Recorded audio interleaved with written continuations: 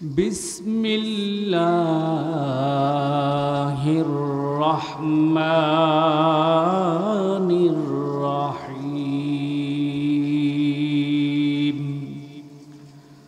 ওয়াসারিউ ইলা মাগফিরাতিম মির রাব্বিকুম وجنة عرضها السماوات والأرض أعدت للمتقين وقال الله تبارك وتعالى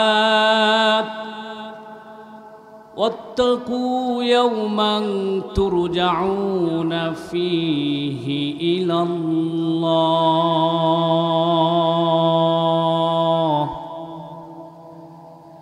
وقال رسول الله صلى الله عليه وسلم أحب البلاد إلى الله مساجدها وأبغض البلاد إلى الله أسواقها وقال رسول الله صلى الله عليه وسلم لا تباغضوا ولا تحاسدوا ولا تدابروا وكونوا عباد الله إخوانا أو كما قال عليه الصلاة والسلام صدق الله المولانا العظيم وصدق رسوله النبي الكريم نحن على ذلك لمن الشاهدين والشاكرين والحمد لله رب العالمين আমাকে দাও সে ঈমান আল্লাহ মেহেরবান আমাকে দাও সে ঈমান আল্লাহ মেহেরবান যে ঈমান ফাঁসির মঞ্চে অসংকোচে যে ঈমান ফাঁসির মঞ্চে অসংকোচে গায়ে জীবনের গান আমাকে দাও সে ঈমান আল্লাহ মেহেরবান আমাকে দাও সে ঈমান আল্লাহ মেহেরবান আল কোরআনের আহ্বানে হীরার পথে এসে জীবন দেওয়ার স্বপ্ন ছিল দিনকে ভালোবেসে আল কোরআনের আহ্বানে হীরার পথে এসে জীবন দেওয়ার স্বপ্ন ছিল দিনকে ভালোবেসে আমাকে দাও সে আবেগ দাও সে ঈমান আমাকে দাও সে আবেগ দাও সে ঈমান প্রভু হে রহিম রহমান প্রভু হে রহিম রহমান লা ইলাহা ইল্লাল্লাহ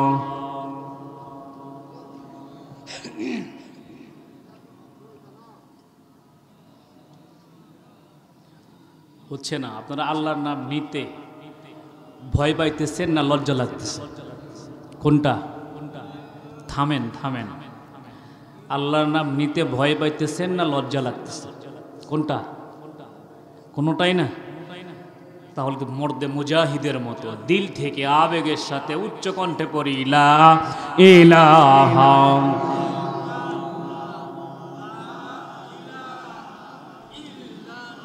মাশাআল্লাহ লা ইলাহা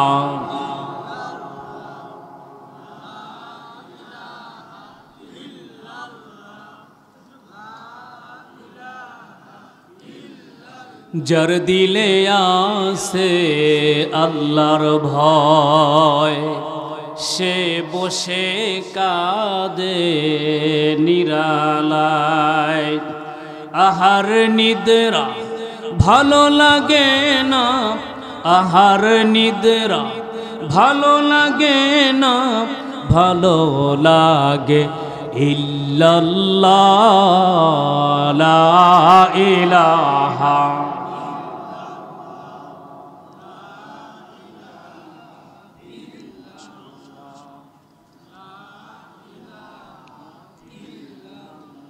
নেই কোনো মাবুদ হো নেই কোনো মাবুদ আল্লাহ সারা লা ইলাহা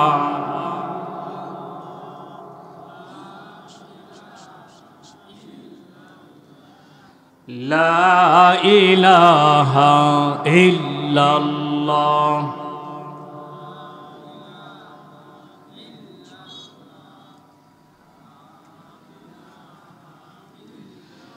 লা ইলাহা ইল্লাল্লাহ মুহাম্মাদুর রাসূলুল্লাহ সাল্লাল্লাহু আলাইহি ওয়াসাল্লাম। অধ্যকার বরুকা মধ্যপাড়া বাইতুন নূর জামে মসজিদের উদ্যোগে 10তম বার্ষিকী বিরাট ওয়াজ মাহফিলের সম্মানিত মুআজ্জাজ মোহতারাম জনাব সভাপতি হাফেজ ক্যারি মোহাম্মদ হাবিবুর রহমান সাহেব বারাকাল্লাহু ফি হায়াতি, আমরা সকলেই বলি আল্লাহুম্মা আমিন। আজকের মাহফিলের প্রধান অতিথি, সম্মানিত অতিথিবৃন্দ, আজকের মাহফিলে বিশেষ বক্তা হিসেবে সুন্দর আলোচনা করে ধন্য করেছেন অত্র এলাকার কৃতি সন্তান হযরত মাওলানা রফিক উদ্দিন সাহেব বারাকাল্লাহু ফি হায়াতি, আমরা সকলেই বলি আল্লাহুম্মা আমিন। আজকের মাহফিল পরিচালনায় আসছেন মাওলানা মোহাম্মদ কামরুল হাসান সাহেব। আল্লাহ তাআলা আমার ভাইজানকে দ্বীনের জন্য কবুল করুন, আমরা সকলেই বলি আল্লাহুম্মা আমিন। সামনে বসা অত্র এলাকার দিনদার পরহেজগার মুসল্লিয়ানে কেরাম, পর্দার আড়ালে বসা মা ও বোনেরা, সামনে বসা যুবক বাবা, বৃদ্ধ বাবা, যুবক ভাইরা, স্নেহের কচি কাচা জাতির শ্রেষ্ঠ সন্তান উলামায়ে কেরাম, সকলের প্রতি সালাম, আসসালামু আলাইকুম ওয়া রাহমাতুল্লাহি ওয়া বারাকাতুহু। আপনারা সবাই ভালো আছেন? আলহামদুলিল্লাহ। অনেক লম্বা পথ সফর করে ক্লান্ত শরীর নিয়ে আপনাদের সামনে বসে গিয়েছি, আল কোরআনুল কারীম সাথে নেই। আমি চাইতেছি, দেখতে চাই ময়মনসিংহের ফুলবাড়িয়া মানুষগুলা আসলে কোরআনকে ভালোবাসেন? কথা বলেন, কোরআনকে ভালোবাসেন? আলহামদুলিল্লাহ। বক্তা যেই হোক এটা দেখার বিষয় না, কথা হবে কোথার থেকে? কোরআন থেকে। এই জন্য সুর আছে কি নাই এটা দেখার বিষয় নাই। ইনশাল্লাহ আমি অনেক দূর থেকে মুসাফিরের হালতে আসি, আমি জানি আজকের মাহফিলের শেষ মোনাজাত পর্যন্ত আমরা সবাই থাকবো ইনশাল্লাহ।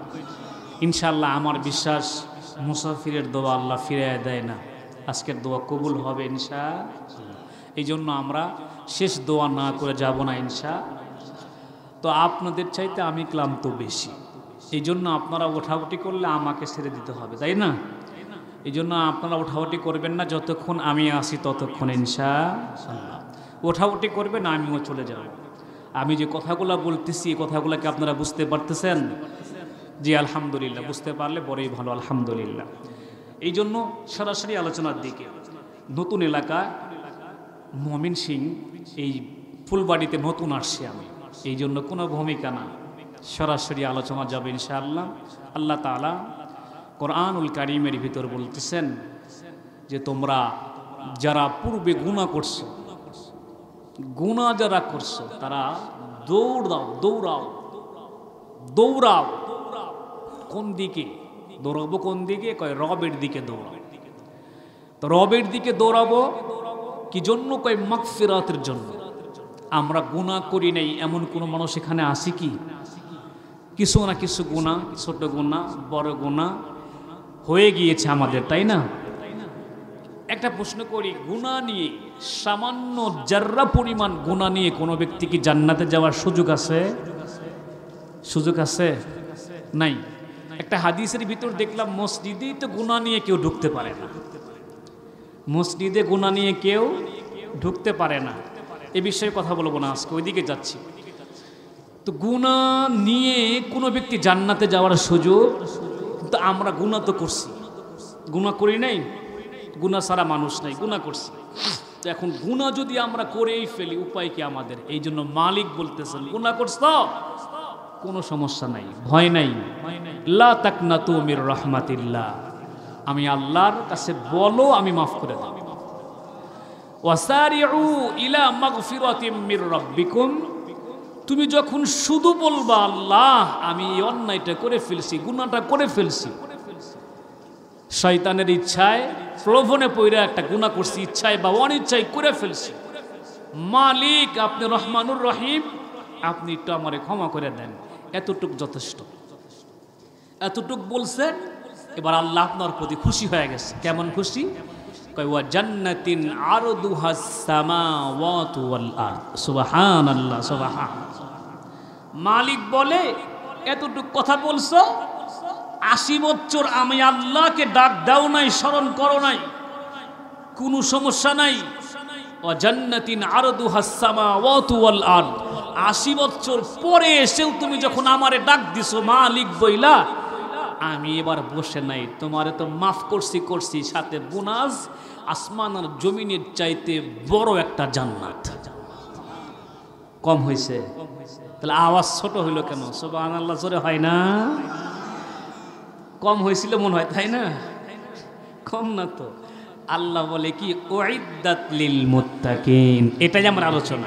উইদ্দাত লিল মুত্তাকিন, এটাই আলোচনা। একটু সামনে গেলে বুঝে আসবে। উইদ্দাত লিল মুত্তাকিন, আল্লাহ কয় মুত্তাকিদের জন্যই এই বড় প্রশস্ত জান্নাত আমি আল্লাহ তৈরি করছি, মুত্তাকিদের জন্য। এখন এই মুত্তাকি কেমনে হওয়া যায়? গুনাহ এমনই একটা জিনিস, খুব ভালো করে বোঝেন। গুনাহ মুমিনের কলবে যে নূর আছে, এই কলবের নূরকে গুনাহ ঢেকে দেয়। কেমনে? চুলা, রান্নার ঘর আছে না, রান্নার ঘরে যদি আমি এই লাইট লাগাই, বাল্ব লাগাই, 1, 2, 3 মাস 6 মাস পরে এই বাল্বটা রান্নার চুলার ধোঁয়ায় কালি পড়ে যায় কি যায় না? আলো কমে যায়, কমে যায়। ঠিক এইরকমই মুমিন বান্দা যখন গুনাহ করে, তার কলবের উপর ওরকমভাবে কালি পড়ে যায়, আলোটা থেমে যায়, নূর থেমে যায়, কলবের আলো থেমে যায়।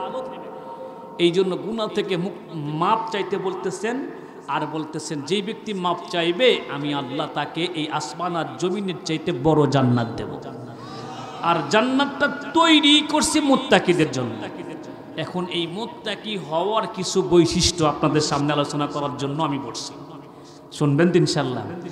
মুত্তাকি হওয়ার বৈশিষ্ট্য 1 নাম্বার, আল্লাহ তাআলা আমাদের মাঝখান থেকে, আমাদের ভিতর থেকে যেই মাসটা চলে গেছে, যেই মাসটা চলে গেল রমজান মাস, এটা হলো মুত্তাকি হওয়ার 1 নাম্বার সিম্পটম, 1 নাম্বার আলামত হলো রমজান মাস।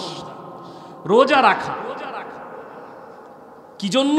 মুত্তাকি হয় কিভাবে? আল্লাহ এটাই বলতেছেন যে ইয়া আইয়ুহাল্লাযীনা আমানু, হে ইমানদারেরা। খুব ভালো করে বোঝেন, আমি আলোচনার দিকে যাব, সময় নেব ইনশাআল্লাহ, সমস্যা নাই। ইয়া আইয়ুহাল্লাযীনা আমানু, হে ইমানদারেরা। নোটিশ করছেন কে? কে? সবাই জোরে বলেন না, কে? আল্লাহ নোটিশ করছেন কিভাবে? ইয়া আইয়ুহাল্লাযীনা আমানু।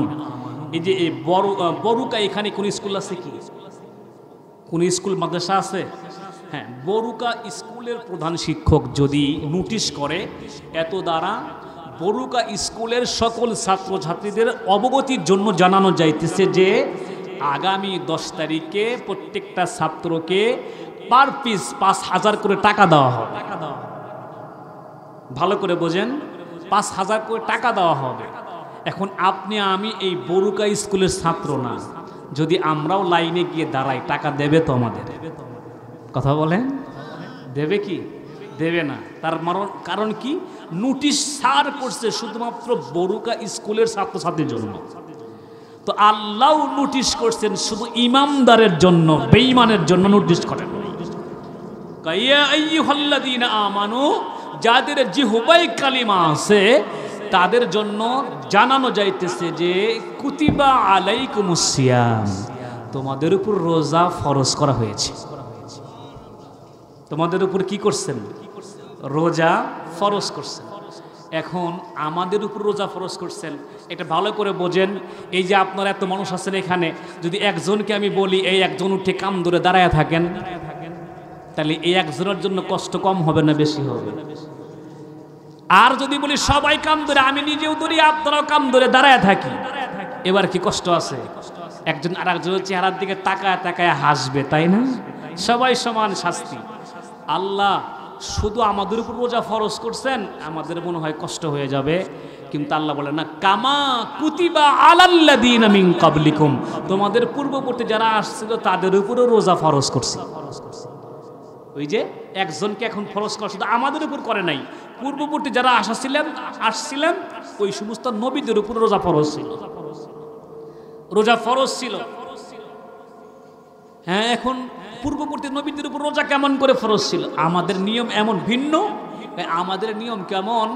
আমাদের নিয়ম রোজা রাখা হলো সুবহে সাদিকের আগে সাহারি খেয়েছি, সন্ধ্যার পরে মানে সূর্য অস্তের পরে আমরা খাবার ইফতার করব, তাই না? আমাদের রোজা হয়ে যাবে, তাই না? এটা আমাদের নিয়ম। আমাদের আব্বাজান হযরত আদম আলাইহিস সালাতু ওয়াস সালাম, ওনার সময় নিয়ম ছিল কি জানেন? ওনার উপর রোজা ফরজ ছিল কেমন? কয় তুমি সারা দিন রাত 24 ঘন্টা খাও রোজা, কিন্তু তোমার জন্য রোজা হলো ওই গাছটার নিকট যাইবা না, ওই গাছের ফল খাইবা না, খাইলে রোজা ভেঙে যাবে। 24 ঘন্টা খাইলেও রোজা হবে, কিন্তু রোজা ভাঙবে কোথায় গেলে? গাছের নিকট গেলে। গাছের ফল খাইলে রোজা ভেঙে যাবে। আমাদের আব্বা জান গাছের নিকটে গেলেন, গাছের ফলও খাইছিলেন না? আমাদের আব্বা জানরে দুনিয়া জান্নাত থেকে দুনিয়াতে পাঠাইয়া দিয়েছিলেন, তাই না? দিয়েছিলেন। তো যাই হোক, ওইদিকে যাব না আজকে। এরপরে মুসা আলাইহিস সালামের জন্য রোজা ফরজ ছিলেন, পাহাড়ে চলে গিয়েছিলেন, লম্বা ইতিহাস বলার সুযোগ নাই, ওদিকে যাব না। তো এক এক সময় এক এক ভাবে রোজা ফরজ ছিল। আমাদের উপর রোজা ফরজ, আমাদের নিয়ম সেটা হলো সুবহে সাদিকের আগে সাহারি খেয়ে শেষ করব, ইফতার করব সূর্য অস্তমিত যাওয়ার পর ইফতার করব, আমাদের রোজা হয়ে যাবে। তো এই সারা দিন না খেয়ে থাকবো, স্ত্রীর কাছে যাওয়া যাবে না, স্ত্রী সহবাস নাই। ও মালিক, আমাদের এই রোজা রাইখা লাভটা কি? বলতে পারি না লাভটা কি। আল্লাহ কয় লাভ তো আছে। কয় কি লাভ? কামা কুতিবা আলাল্লাযীনা মিন ক্বাবলিকুম লাআল্লাকুম তাত্তাকুন। সুবহানাল্লাহ, সুবহানাল্লাহ। তোমাদেরকে তাকওয়ার ধনী বানায়া মুত্তাকি বানাবো, এই জন্য তোমাদের উপর রোজা ফরজ করছি। সুবহানাল্লাহ। এই জন্য রোজা ফরজ করছি। কারণ কি? কয় উইদ্দাত লিল মুত্তাকিন, মুত্তাকিদের জন্যই তো আমি জান্নাত বানাইছি।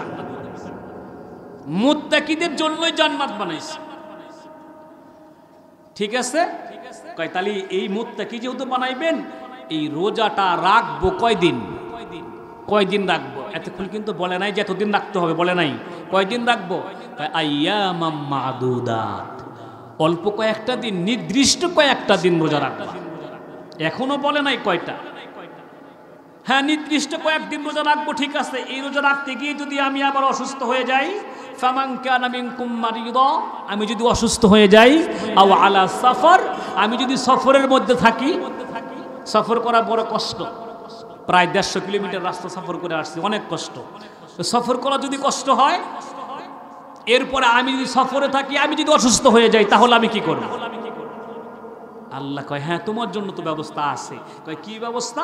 সে কথাটা বলতেছেন যে ওয়া আলাল্লাযীনা মিন আইয়ামিন উখরা, এই দিনগুলো আমি কি করব? কয় ওয়া আলাল্লাযীনা ইউতিকুনাহু ফিদিয়াতুন তুআমু মিসকিন। যদি তুমি সফরে থাকো, অসুস্থ হয়ে যাও, তাহলে তুমি এখন মনে করতেছে যে এই রোজাগুলা পরবর্তীতে রেখা দেবো, তাই না? কিন্তু একজন মানুষের বয়স যখন ৭০ হবে, 1 বছর পরে ওই লোকটার বয়স ৭১ হবে না ৬৯ হবে, তাহলে কষ্ট বেশি হয়ে যাবে না? আরো কয় না রাখার দরকার নাই, তোমার কষ্ট করার দরকার নেই, তুমি একটা মিসকিন রে ফিদিয়া দিবা, ফিতরা দিবা, তোমার রোজা রাখার দরকার নেই। আল্লাহ রোজা রাখাইবা আমাদের এই জন্য বলতেছেন, সহজ করতেছে সর্বদিক দিয়ে। তাহলে এই রাত কয়েকটা দিন রাখবো কবে রোজা? রোজাটা রাখবো কবে? রোজাটা কবে রাখবো? এখন যদি আল্লাহ আমাদের উপর কি ইহসান, কি দয়া করছেন, যদি মাসটা উল্লেখ না করতো তাহলে উপায়টা কেমন ছিল? কেউ বলতো মুহররম, কেউ বলতো রজব, কেউ বলতো জিলকদ, কেউ বলতো জিলহজ, কেউ বলতো রবিউল আউয়াল, নবীজির জন্মের মাস। কথা বলেন। কিন্তু আল্লাহ তাআলা সবার কথা শেষ করে দিয়ে বলতেছে রাখবে শাহরু রমাদানাল্লাযী উনজিলা ফীহিল কুরআন। শাহরু রমাদান, রমজান মাস রোজা রাখবা। এইবার বলছে 1 মাস রমজান মাস রোজা রাখবা। রমজান মাস রোজা রাখতে বলছে। আল্লাহরে জিগে আল্লাহ রমজান মাসে কেন রোজা রাখবো, অন্য মাস কেন দিলেন না? নবীজির জন্মের মাস রবিউল আউয়াল কেন দিলেন না? এই কথাটার উত্তরে আল্লাহ বলেন আল্লাযী উনজিলা ফীহিল কুরআন। রমজান মাসে রাখবা এই জন্য এই মাসের ভিতরে আমি আল্লাহ রাব্বুল আলামিন কোরআন অবতীর্ণ করছি বলে, তাই সুবহানাল্লাহ। আল্লাহ কোরআন অবতীর্ণ করছেন, তার জন্য রোজা রাখতে হবে কেন? কোরআনটা কি জন্য আসছে দুনিয়াতে?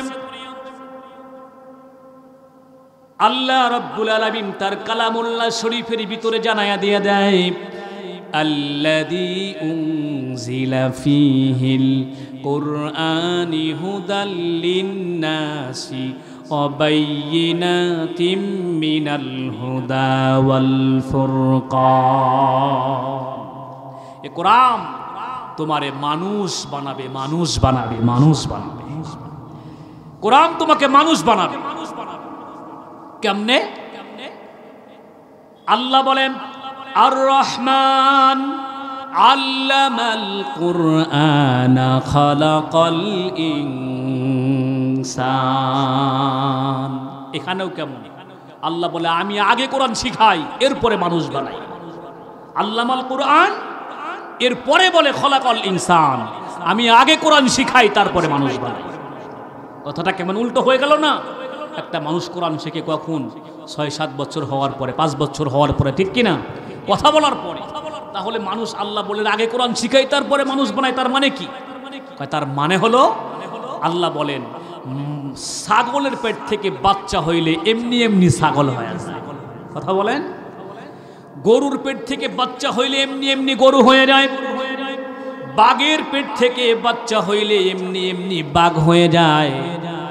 আল্লাহ বলে মানুষের পেট থেকে মানুষ জন্ম নিলেও এটা মানুষ হয় না, এটা মানুষ হতে হলে আগে লাগে কোরআন। কোরআন আমি কোরআন শিখাই, এরপরে মানুষ বানাই। তাহলে কোরআন আল্লাহ তাআলা কি জন্য দিয়েছেন? মানুষকে মানুষ বানানোর জন্য আল্লাহ কোরআন দিয়ে দিয়েছেন। তাহলে এই উইদ্দাত লিল মুত্তাকিন, এটা বুঝাইতে গিয়ে আমি বলতেছিলাম রোজা আমাদের জন্য এত বড় নিয়ামত ছিল আল্লাহ তাআলা দিয়েছেন যে ব্যক্তি রোজা রাখবে আস-সাওমু লি ওয়া আনা আজজি বি, যে ব্যক্তি রোজা রাখবে আমার জন্য, আমি আল্লাহই তার প্রতিদান দিয়ে দেব। সুবহানাল্লাহ। তাহলে এই রোজা হলো মুত্তাকিদের সিম্পটম, আলামতের মধ্যে 1 নাম্বার। 2 নাম্বার কিছু আলামত এর ভিতরে রাসূলুল্লাহ বলেন আল্লাযীনা ইউনফিকুনা ফিস সাররা ওয়াদ দাররা। মুত্তাকিদের 2 নম্বরের আলামত হলো যারা প্রকাশ্যে অপ্রকাশ্যে, প্রকাশ্যে গোপনে এবং মানুষের সুখ অবস্থায় দুঃখ অবস্থায় সর্বাবস্থায় আল্লাহর রাস্তায় দান করে যারা, তারা হলো মুত্তাকিদের মধ্যে একজন। সুবহানাল্লাহ। মুত্তাকিদের মধ্যে একজন, যারা প্রকাশ্যে অপ্রকাশ্যে সুখে এবং দুঃখে প্রত্যেকটা অবস্থায় আল্লাহর রাস্তায় দান করে, আল্লাহর রাস্তায় দান করে।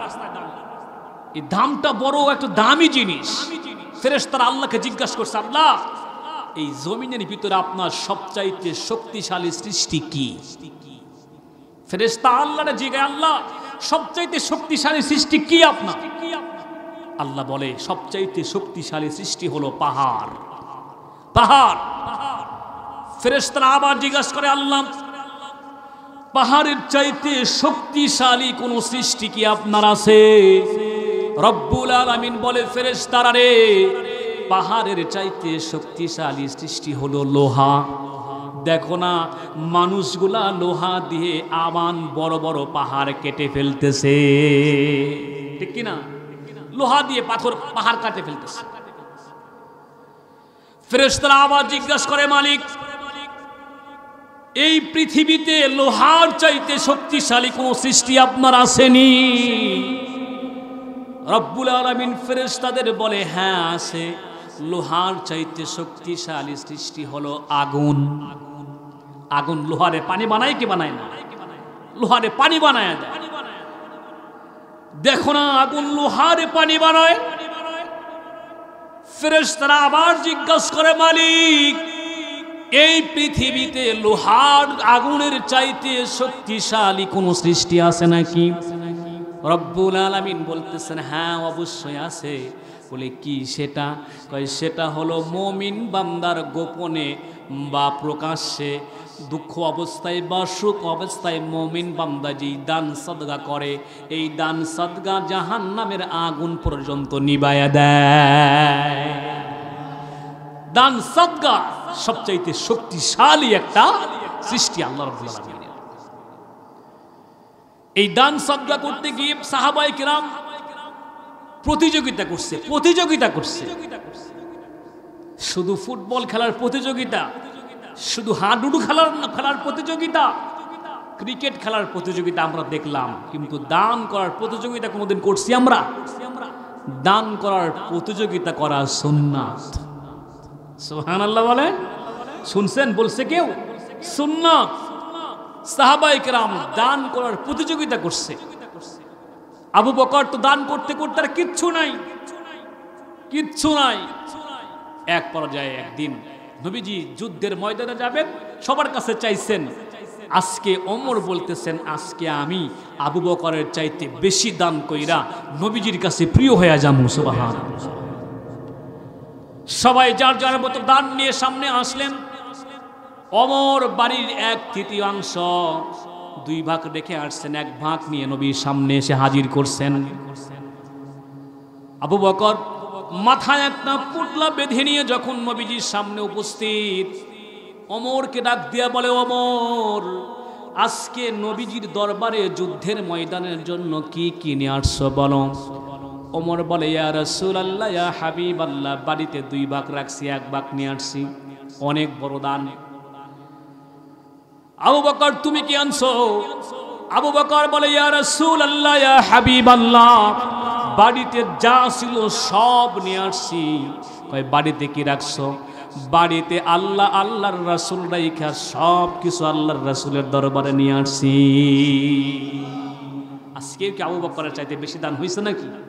আবু বকরের দানটা বেশি হয়ে গেছে। এই জন্য দানের প্রতিযোগিতা করা সুন্নাত। এরপরে আল্লাহ তাআলা বলেন, ওয়াল কাযিমিনাল গায়জ, নিজেকে নিয়ন্ত্রণ করা 3 নম্বরের বৈশিষ্ট্য। মুত্তাকি হওয়ার 3 নম্বরের বৈশিষ্ট্য নিজের ক্রোধ, নিজের রাগকে নিয়ন্ত্রণ করা।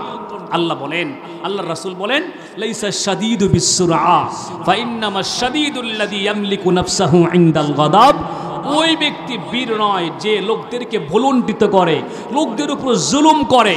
ওই ব্যক্তি বীর যে নিজের রাগকে, নিজের ক্রোধকে নিয়ন্ত্রণ করে, ওই ব্যক্তি হলো বীর। আল্লাহ রাসূলের খাতায়, আল্লাহ রাসূলের খাতায় বীর হলো ওই ব্যক্তি যে নিজেকে কন্ট্রোল করতে পারছে, নিজেকে নিয়ন্ত্রণ করতে পারছে। এই জন্য নবী বলেন, লাইসা শাদীদু বিসসুরআ ফাইন্নামা শাদীদুল্লাযী ইয়ামলিকু নাফসাহু ইনদাল গাদাব। ওই ব্যক্তি বীর নয়। যে লোকদের উপর জুলুম করছে, ভুলুণ্ঠিত করছে, বীর ওই ব্যক্তি যেই ব্যক্তি নিজের রাগকে নিজেকে নিয়ন্ত্রণ করছে, ক্রোধের সময় নিজেকে নিয়ন্ত্রণ করছে। নিজেকে নিয়ন্ত্রণ করা বড় কঠিন। আল্লাহর রাসূল শিখাই দিয়েছে, রাগ বেশি হয়ে গেছে, দাঁড়ানো মানুষটা মাটিতে বসে পড়ো, রাগ কমে যাবে। সুবহানাল্লাহ। বেশি হয়ে গেছে রাগ, তাই উপর দিকে তাকাইছো, নিচের দিকে তাকাও, রাগ কমে যাবে।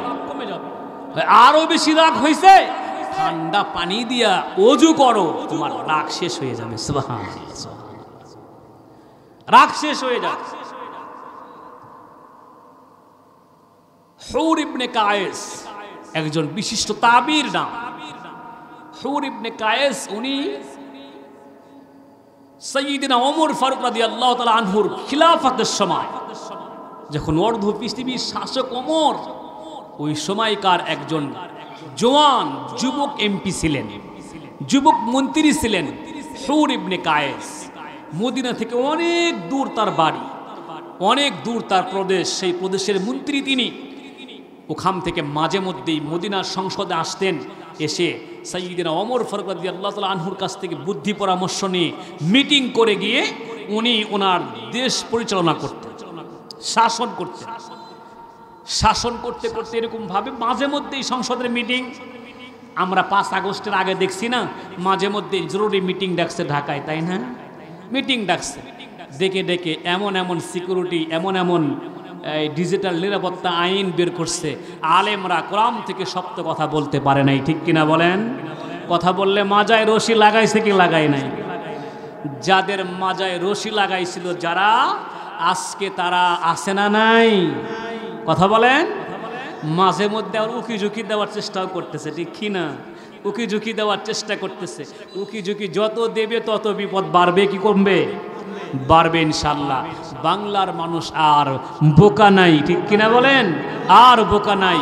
এ জাতিকে আর দমায় রাখা যাবে না। এ জাতি কিভাবে বিজয় ছিনিয়ে আনতে হয় এ জাতি বুঝে গিয়েছে, ঠিক কিনা বলেন? তো যাই হোক, এই মাঝে মধ্যেই অধিবেশনে মদিনায় চলে আসেন, সংসদের ভিতরে চলে আসেন।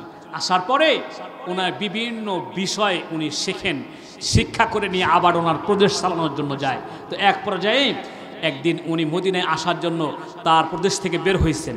হওয়ার পরে দেখতেছেন ওনার বৃদ্ধ একজন চাচা ছিলেন, তার বয়স 100-র উপরে, 100-র উপরে বয়স। এই চাচা ওনার সামনে দাঁড়ায় বলতেছেন, হুর কই যাও? তাই মদিনায় যাই, সংসদে যাব, সংসদের মিটিং আছে, মিটিংয়ে যাইতেছে। তো এই বৃদ্ধ চাচা বলতেছেন, হুর আমি একটু তোমাদের মদিনার সংসদে যেতে চাই, দেখতে চাই তোমরা কেমন করে মিটিং করো। কয় চাচা আপনি বয়স বেশি, 100-র উপরে বয়স, আপনি কেমনে যাবেন? আপনাকে তো নেওয়া যাবে না। চাচা কয় আমার তো যেতেই হবে, মন চাইছে। এখন এমনভাবে নাসর বান্দা ধরছে, না গেলেও না নিয়েও পারতেছে না। কয় যদি মানুষটা মারা যায় আর নেই এটা কিন্তু বারবার দিলে আঘাত করবে, ঠিক কি না? বারবার দিলে আঘাত করবে। এই জন্য বলতেছে আমি একটু, ঠিক আছে চলেন আপনাকে নিয়ে যাওয়া হবে। তো হুর ইবনে কায়েস তার 100 ঊর্ধ্বে বয়স চাচাকে নিয়ে মদিনার দিকে রওনা করছে। মদিনায় চলে আসছেন, সংসদের ভিতরে সবাইকে নিয়ে সাইয়্যিদিনা ওমর ফারুক রাদিয়াল্লাহু তাআলা আনহু বসে মিটিং করতেছেন। এই মিটিং করতে করতে করতে করতে এক পর্যায়ে মিটিং শেষের দিকে এসে সাইয়্যিদিনা ওমর বলতেছেন, অ্যাটেনশন প্লিজ, এখন আপনাদেরকে জরুরি একটা আইন সম্পর্কে, নতুন আইন শিক্ষা দেব। এখন আমার দিকে সবাই খেয়াল করে, নতুন আইন শিক্ষা দেওয়া হবে। এই কথা বইলা নতুন আইনটা যখন পেশ করতেছে, সঙ্গে সঙ্গে এই বৃদ্ধ মানুষটাও তো শিক্ষিত কম, ওইরকম বোঝে না, লাভ দিয়া সাইয়্যিদিনা ওমরের সামনে উঠা হাত ঝাঁকায় ঝাঁকায় বলে, ওমর তুমি এটা বলছো, এটা ভুল, এই আইনটা ঠিক না, এটা ভুল, এটা ভুল, এরকম ভাবে বলা শুরু করছে। ওমর মানুষটা খুব নরম মানুষ, কথা বলেন, নরম মানুষ না, অনেক গরম মানুষ, খুব গরম মানুষ। এই সাইয়্যিদিনা ওমরের সামনে যখন হাত ঝাঁকায় ঝাঁকায় কথা বলে, খুব শুধু গরম তাই না, নৈতিক কোনো কথা যদি ওমরের সামনে কেউ বলে তাহলে মোমের মতো গলে যায়, নরম হয়ে যায়। অনৈতিক কথা বললে খাত্তাবের পোলা ওমর কাউরে ছাড় দেয় না, ঠিক কিনা বলে? কেমন বীর পুরুষ! মদিনায় মক্কা থেকে হিজরত করে সবাই রাত অন্ধকারে চলে যাইতেছে, আর ওমর দিনের আলোতে প্রকাশ্যে দিবালোকে ঘোষণা দিয়ে বলতেছেন, আমি আমার মাসুকের কাছে মদিনায় হিজরত করে যাইতেছি, যদি কারো মায়ের বুক খালি করার ইচ্ছা হয়, স্ত্রীকে বিধবা বানানোর ইচ্ছা হয়, সন্তানদের ইতিম বানানোর ইচ্ছা হয়, তাহলে আমি ওমরের তরবারির সামনে এসে হাজির হই। আমি আমার মাসুকের কাছে যাইতেছি, ঘোষণা দিয়ে চলে যাইতেছি। তো ওমরের সামনে এসে হাত ঝাঁকায় আর বলে, ওমর আপনি এটা করছেন, এটা ভুল, এটা ঠিক না, এই আইনটা হবে না। বোঝে নাই, না বুঝে পড়ে বলতেছে। সাইয়্যিদিনা ওমর কিতাবের ভিতর আসছেন, অনৈতিক কথা বললে এত রাগান্বিত হয়ে যায়।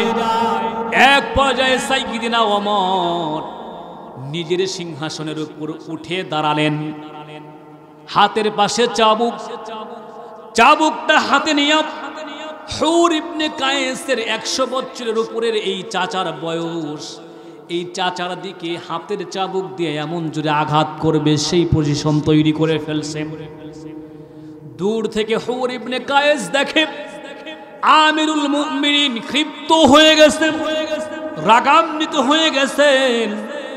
আমিরুল মুমিনিন যদি এখন এই তার হাতের চাবুক দিয়ে এত বড় একজন সেনাপতি, আমার 100 বছরের উপরে বয়স এই বৃদ্ধ চাচাকে একটা চাবুক দিয়ে আঘাত করে, দ্বিতীয় আঘাত করার কোনো সুযোগ থাকবে না, তার আগেই মারা যাবে। কিন্তু খাত্তাবের পোলা ওমরকে কেউ নিষেধ করার শক্তি নাই। কে নিষেধ করবে? ঠিক এই সময় হুর ইবনে কায়েসের মাথার ভিতরে কে যেন দিয়ে দিয়েছে। হুর ইবনে কায়েস জোরে জোরে বলতেছেন, আউযু বিল্লাহ বিসমিল্লাহ ওয়াল কাযিমিনাল গায়জ ওয়াল কাযিমিনাল গায়জ। আল্লাহু আকবার। ওয়াল কাযিমিনাল গায়জ, এই শব্দ দুইটা বলছে। এই দুইটা শব্দ বলার সঙ্গে সঙ্গে সাইয়্যিদিনা আমিরুল মুমিনিন ওমর ফারুক রাদিয়াল্লাহু তাআলা আনহুর হাত থরথর করে কাঁপতে হাতের চাবুক পড়ে গেছে।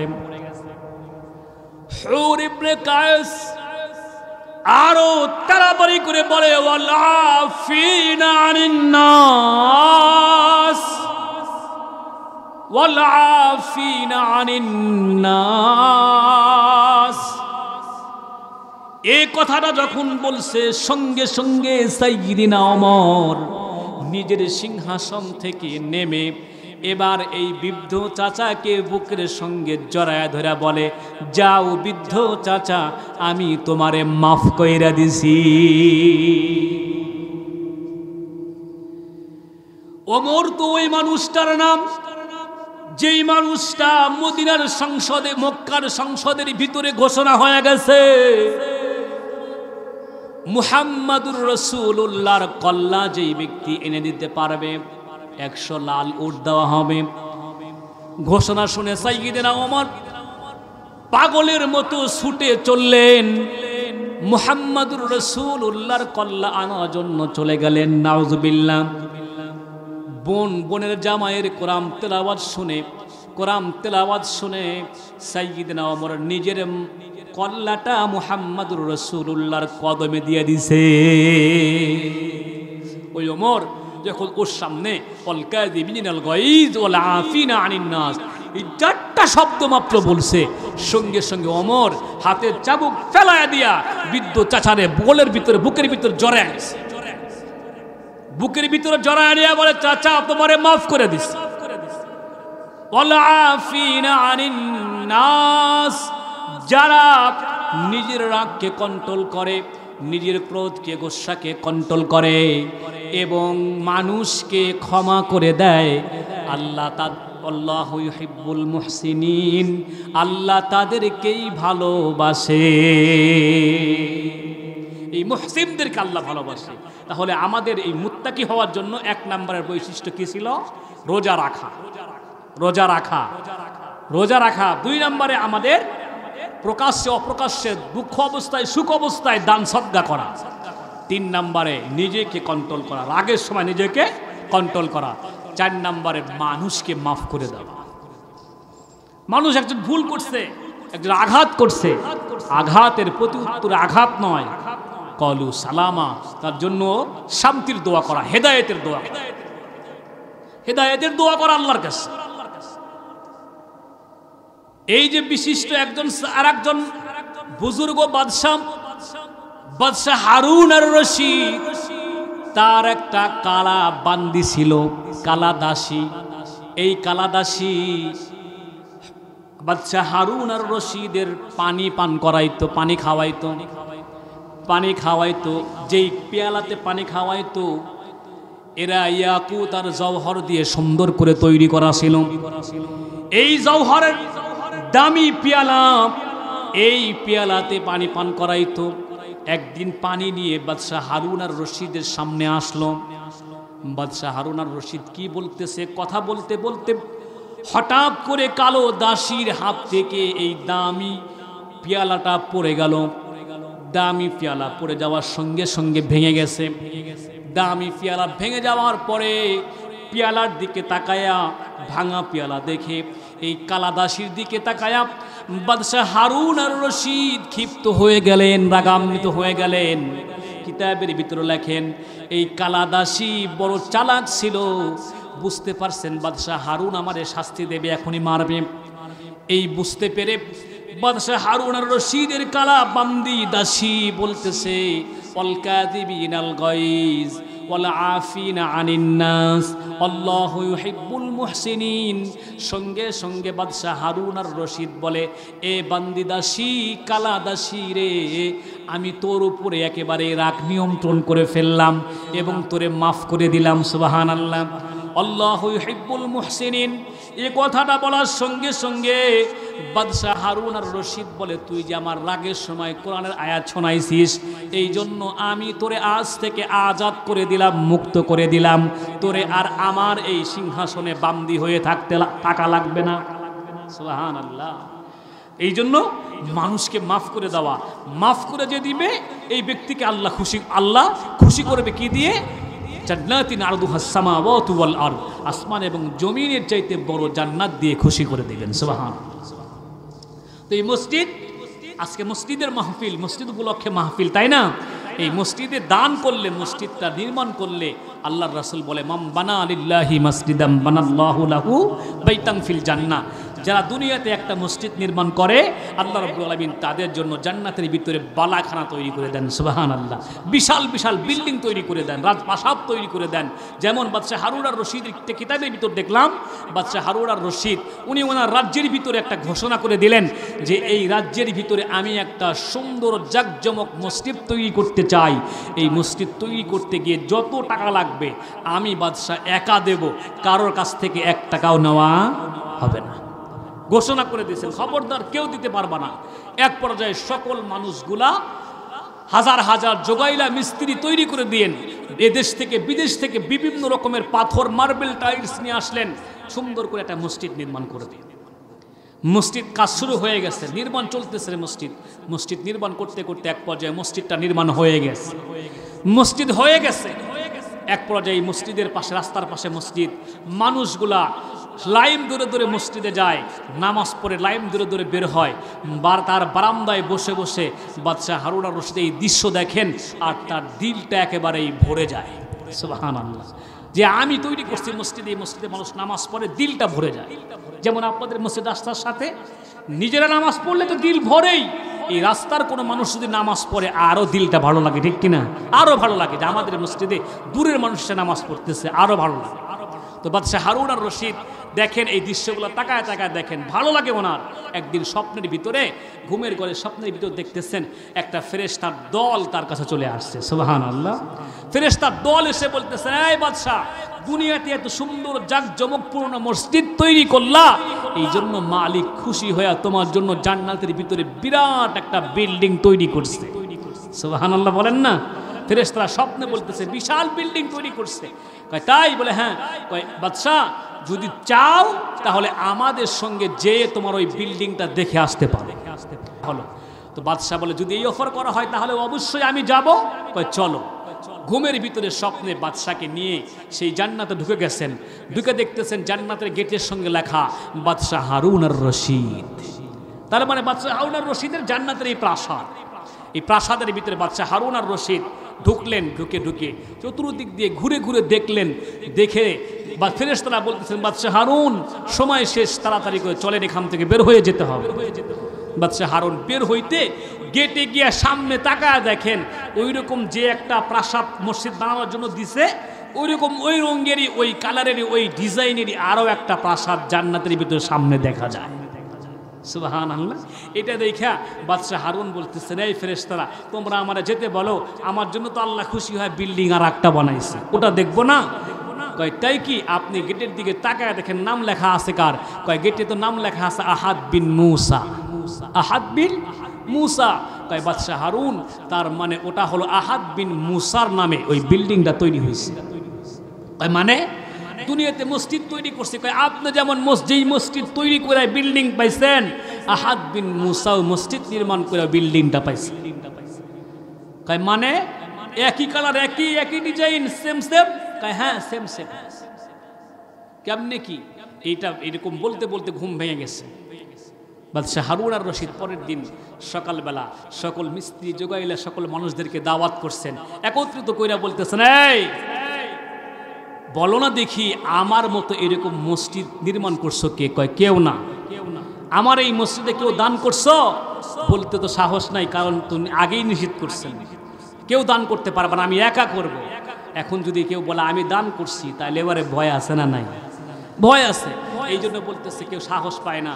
তো এক পর্যায়ে বাদশাহ হারুন আর রশিদ বললেন, এই আহাদ বিন মুসা নামক কেউ এখানে আসো? কয় হ্যাঁ আমি আহাদ বিন মুসা। কয় দাঁড়াও।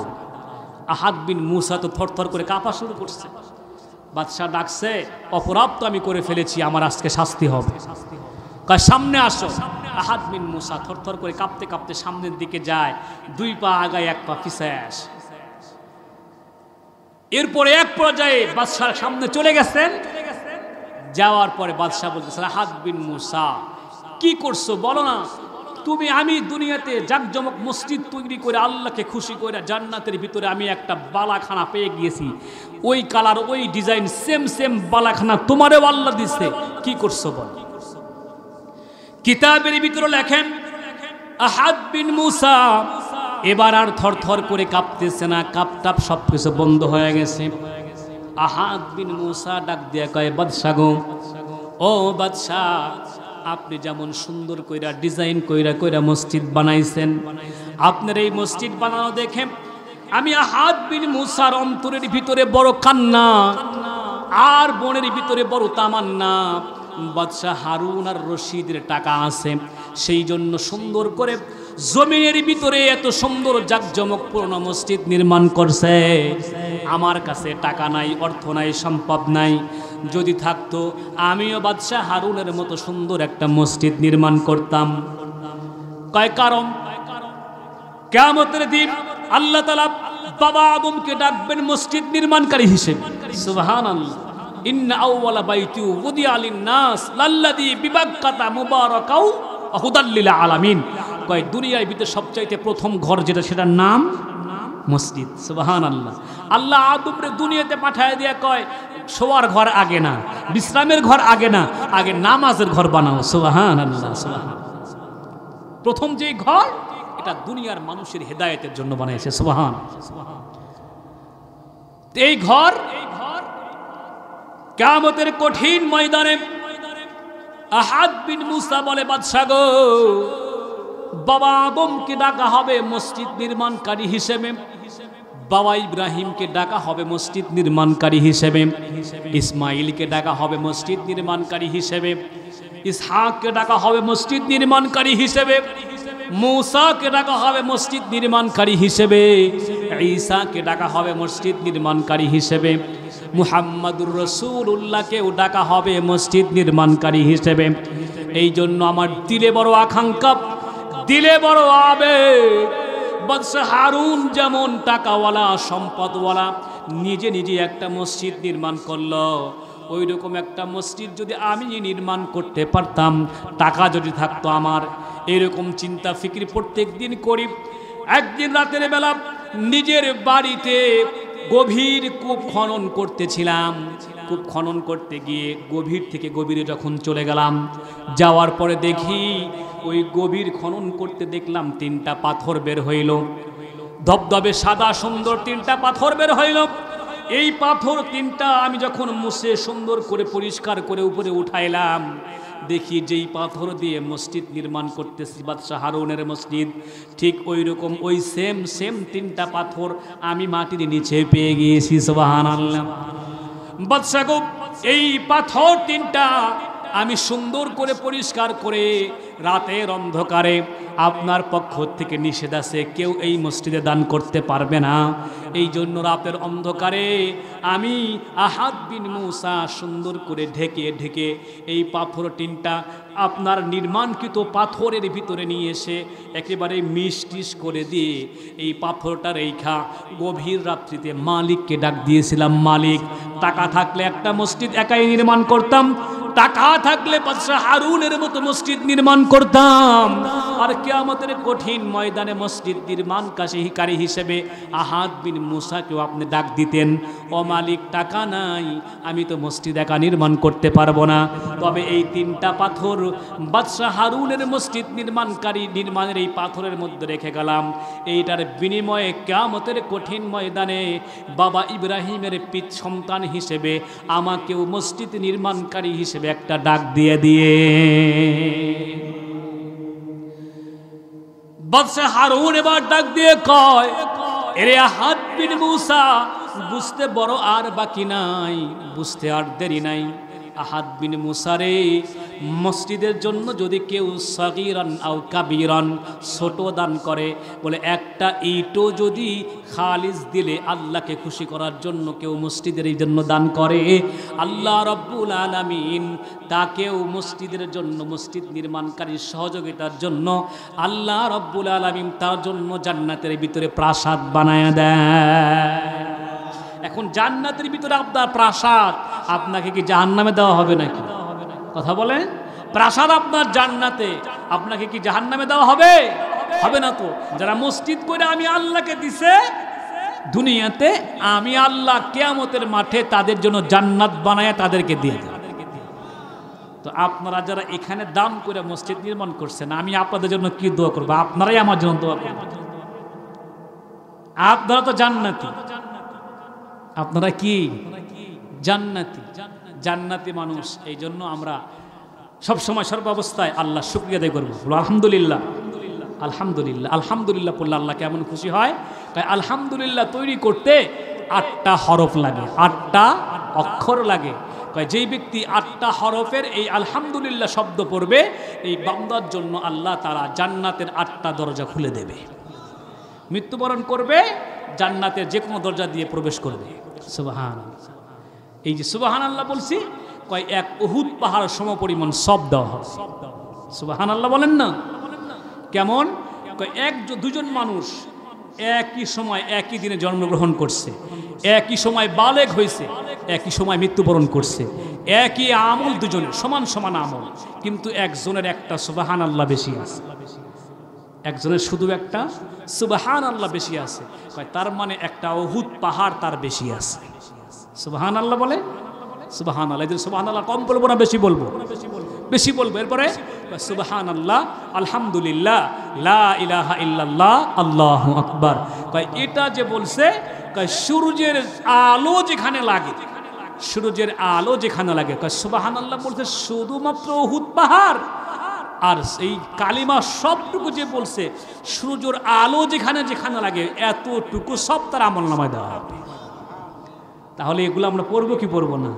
সুবহানাল্লাহ, আলহামদুলিল্লাহ, লা ইলাহা ইল্লাল্লাহ, আল্লাহু আকবার, এগুলো আমরা পড়বো ইনশাআল্লাহ। এরপরে আরো একটা আমল আমরা করবো ইনশাআল্লাহ, সূরা ইখলাস তেলাওয়াত করব। কুল হুয়াল্লাহু আহাদ, আল্লাহুস সামাদ, লাম ইয়ালিদ ওয়া লাম ইউলাদ ওয়া লাম ইয়াকুল লাহু কুফুয়ান আহাদ পড়বো ইনশাআল্লাহ। কেমন লাভ, কেমন জানেন? এই সূরা ইখলাস একবার যে ব্যক্তি তেলাওয়াত করবে, আমলনামায় কোরআনের 10 পারা পড়ার শব্দ হবে। সুবহানাল্লাহ জোরে পড়লেন না? মনে হয় খুশি হন নাই? খুশি হয়েছেন? খুশি হয়েছেন। 2 বার পড়লে 20 পারা, 3 বার পড়লে 30 পারা খতমের সব হয়ে গেছে। কোনো ব্যক্তি যদি 10 বার সূরা ইখলাস পড়ে, সঙ্গে সঙ্গে আল্লাহ রাব্বুল আলামিন জান্নাতের ভিতরে একটা বাড়ি বানায় দেয়। তাহলে ইখলাস পড়ছেন, জান্নাতে বাড়িও আছে, আপনাকে জাহান্নামে দেওয়ার কোনো সুযোগ নাই। জিবরাইল আমিন তো মুহাম্মদুর রাসূলুল্লাহর পাশে এসে বইসা মুহাম্মদুর রাসূলুল্লাহরে শিখাইতেছেন, কোরআন পড়াইতেছেন। দূর দিয়ে একজন সাহাবী চাদর মুড়ি দিয়ে যাইতেছে। জিবরাইল আমিন বলে, ইয়া রাসূলুল্লাহ, ইয়া হাবিবাল্লাহ, ওই যে আপনার সাহাবী আবু যর গিফারি রাদিয়াল্লাহু তাআলা আনহু যাইতেছে। সুবহানাল্লাহ, আবু যর গিফারি যাইতেছে। নবীজি কয়, জিবরাইল তুমি আবু যররে কেমন কইরা চেনো? ইয়া রাসূলুল্লাহ, ইয়া হাবিবাল্লাহ, আবু যররে আমি জিবরাইল শুধু চিনি তা না, আসমানের তামাম ফেরেশতারা আবু যরের চেহারা দেখলেই এক বাক্যে চেনে ফেলে। সুবহানাল্লাহ। নবীজি আবু যররে ডাক দেয়া কয়, আবু যররে কি এমন আমল করো যেই আমল করার কারণে আল্লাহ রাব্বুল আলামিনের আকাশের সকল মালাইকা তোমারে চেনে, ফেরেশতারা তোমারে কেমন করে চেনে বলো? আবু যর বলে, ইয়া রাসূলুল্লাহ, ইয়া হাবিবাল্লাহ, তেমন কোনো আমল নাই, শুধুমাত্র কেবলমাত্র সূরা ইখলাস, এই কুলহুর সূরা বারবার বেশি বেশি তেলাওয়াত করি, এই জন্য মালিক তার সকল ফেরেশতা দিয়ে আমারে চেনায়া দিয়েছে। এই জন্য সূরা ইখলাস আমরা পড়বো ইনশাআল্লাহ। এই সূরা ইখলাস 3 বার পড়তে কয় মিনিট লাগে? কয়েক সেকেন্ড, তাই না?